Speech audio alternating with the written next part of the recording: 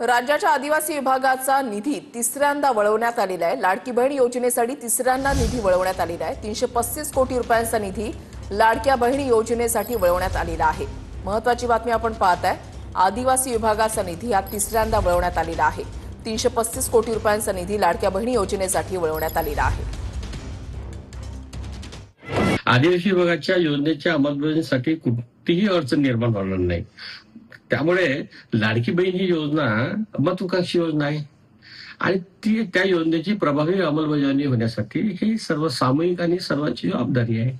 त्यामुळे आदिवासी विभागाचा निधी कमी केला, मागच्या वर्षापेक्षा मागच्या बजेटपेक्षा 100% बजेट वाढवून मिळाले, जास्त बजेट मिळवून दिलं।